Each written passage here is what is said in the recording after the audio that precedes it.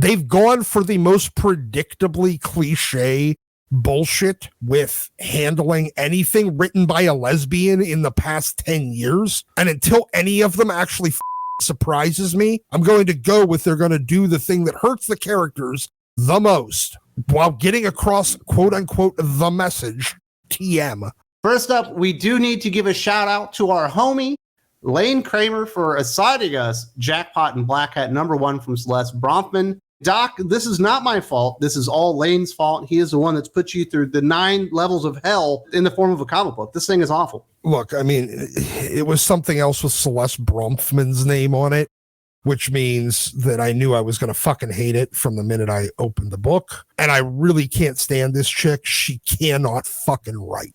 Not a great comic book, but there's not a lot to work with here. Mary Jane's never been a superhero. Making her a superhero is stupid. Plus, the look of the character is really stupid. She's got those like Bret Hart glasses from the 80s that make her look just like a character out of time. Although I don't think her design ever would be good. Although I do like the beginning of it. And we'll get to the details of it. When she's talking like she's Batman, it felt like Bret Hart giving a promo like The Undertaker. Like, why the fuck would this character say that? And there is no way that that would come out of MJ's mouth. Being around superheroes for as long as she has and suddenly getting powers, she is absolutely going to feel like she has imposter syndrome. And instead, she is the most competent superhero to ever do superhero things in any superhero sense. Well, let's get to these details. We got to talk about this opening sequence because it's so funny. We get Jackpot, looks ridiculous, just terrible look for the character. She says, "There's a calm breeze in New York City tonight. It's quiet, peaceful, and that's what sets me on edge. The sound of screams echoing through the night means people are reaching out for help, but silence means they don't even know they're in danger yet. The trick is to get ahead of it. Use the silence to your advantage." It's like, holy shit, Batman. Why would she be thinking that? She's the protector of the city now? That has fucking Daredevil and Spider-Man and I don't know, a dozen other fucking heroes that know what they're doing? It doesn't sound anything like anything that MJ would ever think or say. It's because Celeste Bronfman, I don't think knows who the MJ character is. She's just writing what she thinks superheroes are. I don't think she realizes superheroes have their own personalities. Superheroes have their own insecurities, their own strengths and weaknesses.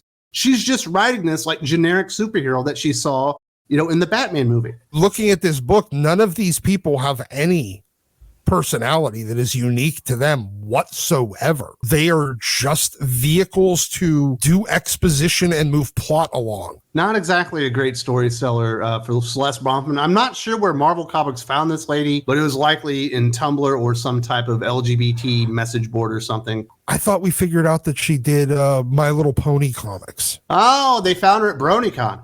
Yeah. Yes. Another example that Celeste should not be anywhere near superhero comics. The first time that Jackpot spins the wheel, because that's her power, is random number generator power set. And something's going on. She pulls the lever and she has armor on, you know, like a Green Lantern or perhaps like an armored character. And then she's like, nope, I don't need armor right now. She just spins it right away.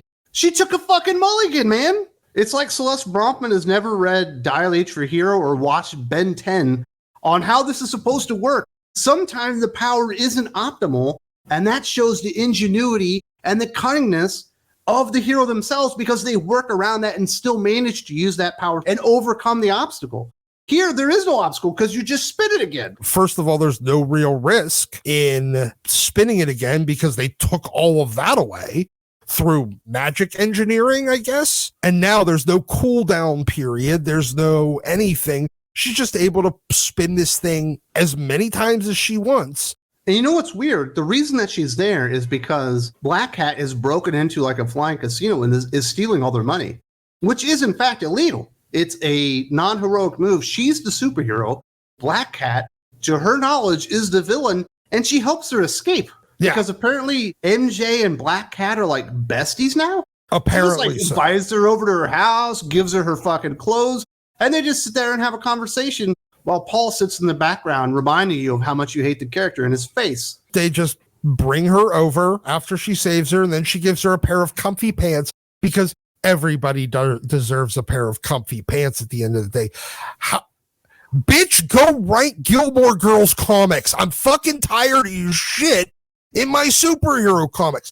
I guarantee whoever owns the rights to Gilmore Girls would be perfectly happy to sell you their rights for comics. So we do find out that Black Cat did not, in fact, want to rob the casino of all that money, even though Black Cat is a thief, and it would make sense that she would go and rob this casino. Hold up, you might have never heard this story before, but there's an app that contacts you and tells you you have to do something, and if you don't do exactly what the app says from this anonymous person, they're going to kill your family member or they're going to do something like that. I swear I've seen this storyline like 7 times over the last 5 years. Normally, when you do this, you pick on somebody that has like no superhero friends or anything like that, you know, they're scared for their family and they don't know anything better. They have to do it. She knows apparently Jackpot pretty fucking well. We know that she knows Spider-Man. She's pretty well in tune not only to the villainous elements of New York City, but also the hero elements of New York City. Felicia Hardy would be the worst person in the world to try and blackmail like this. I mean, here's the thing with this whole plot,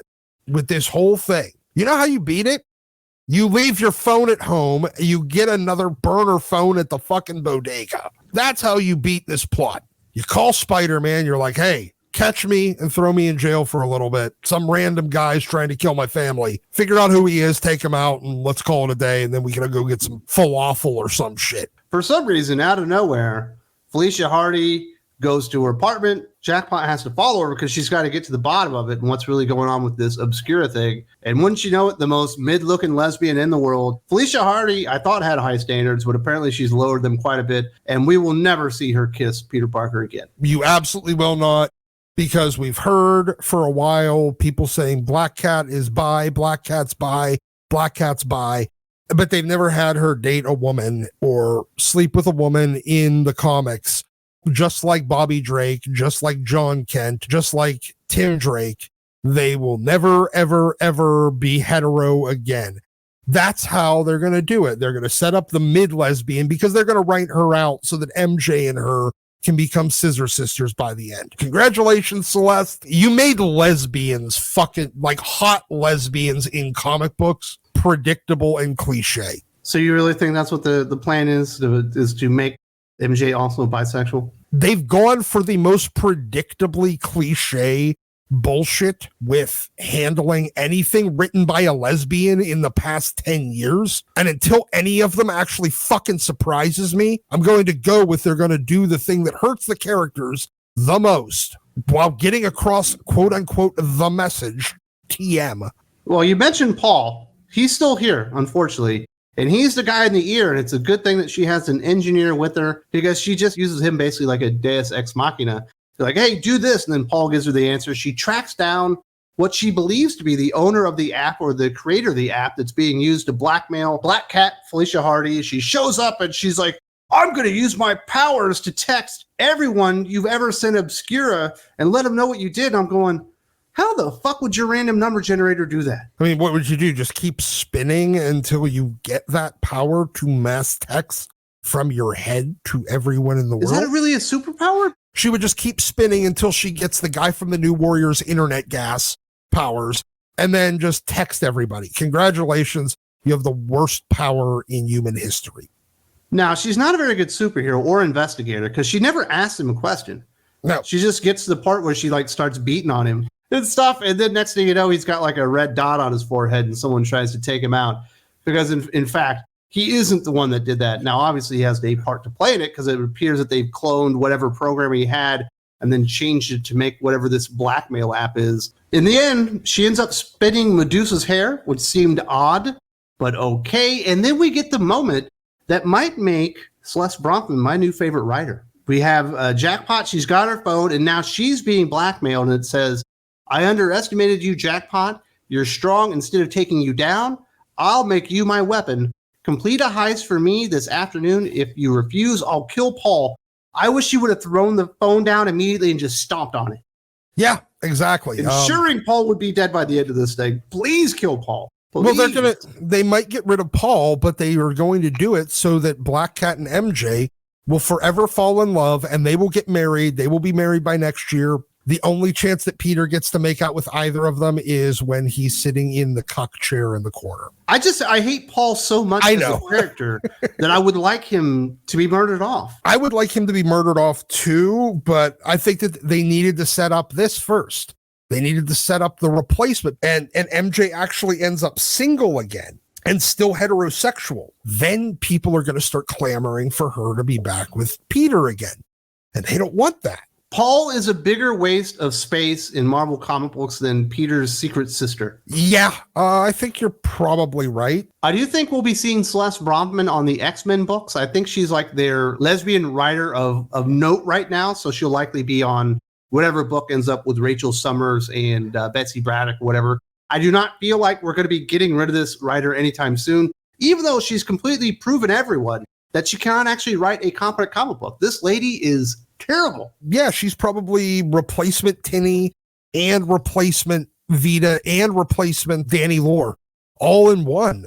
So they're just going to go down to one of them that they can just shove on every book instead of having four of them. Oh, we're not getting away from this broad anytime soon. And she will continue to not sell comics and not even understand what makes a superhero comic a superhero comic. Yeah, because Marvel Comics editorial are not going to do anything to make it better.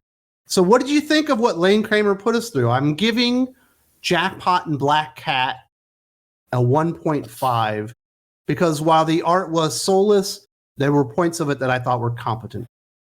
Yeah, the art was soulless. I'm going giving it a 1, but you know what? They did do a number of really dynamic angles. So it was not a lot of just straight on face shots like they've been doing for a lot of other comics. So there was some dynamic and good action poses, but everything felt like there was no care behind it. It was just pump out product, rinse and repeat. All the eyes of the characters were like hollow. You could tell that the writer knew that the illustrator knew that they were illustrating a bad book. Yeah, they didn't bother. There was no love in it. There was some unique style, but no heart behind it. I do want to say thank you very much, Doc. Obviously, we do have a fully unedited, uncensored version of this comic book review. Been up for a couple of days on the Patreon at this point. But, hey, Lane Kramer fucked us over, and it's his fault, not ours.